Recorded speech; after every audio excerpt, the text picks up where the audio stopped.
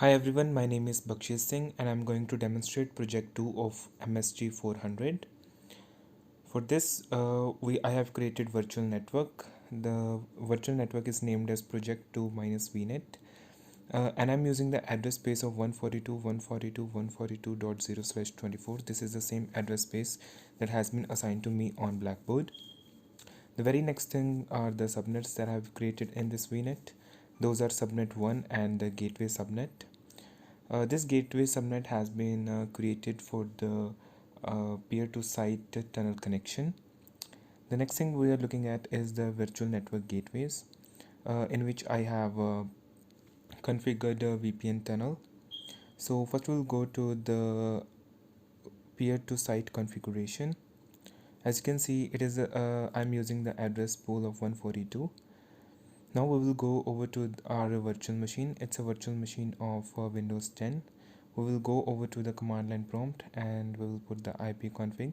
As you can see, my IP is up right there, but there is no VPN tunnel connected to it. So we'll go to the settings and then we will put the VPN over here.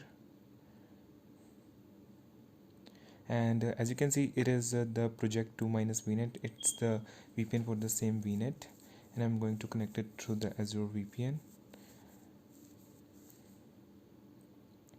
Now we will again go to our command line and we'll do an IP config. This time it will show us an adapter for VNet, for project 2 VNet, and it's the same address space that have been used in the Azure portal. The next thing that we'll look at is I have two volumes, volume E and volume F. In volume E, I have a folder called Bakshish Singh minus files. In this folder, I have two files, file 1 and file 2. The file 1 has content, this is file 1, and file 2 has the content, this is file 2. These two files we will take a backup of these files, and in the volume F we have a folder named as restore file, but it is an empty folder. Now we will go to our recovery services vault, and I have created one. It's named as project 2 minus RSV1. I have configured this for the proper backup storage in the Azure portal.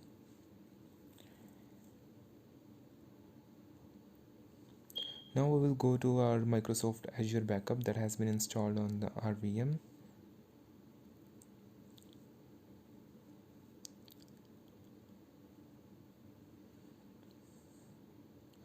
These are the previous jobs that has been done over here. So this is the backup schedule that I have created, and it's for the drive E, which contains those folders, and it will automatically run every day, every week.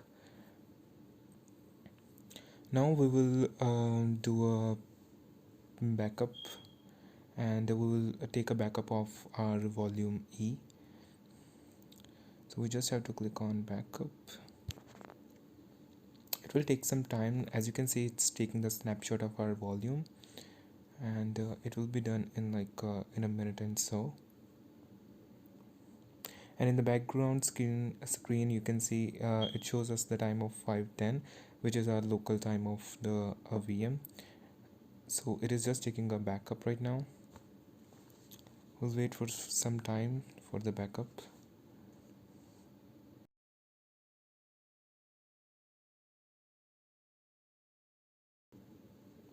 As you can see, the job has been completed for this backup, and the very next thing is to restore those files. First we will look at the backup jobs in our Azure portal. As you can see, the first one is the backup thing which we have done over there, and it is still in progress. For the status, it takes some times to be updated. The four upright down, those are the ones that have been done before.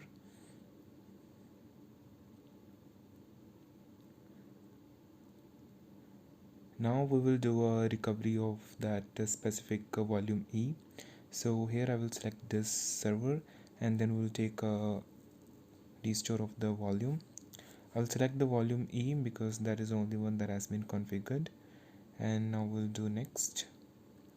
We will choose another location for the recovery, and we will choose drive F and the restore files, and all these files that is in the volume E will be recovered in our volume F of recovery files, restore files. Again, it will take some time.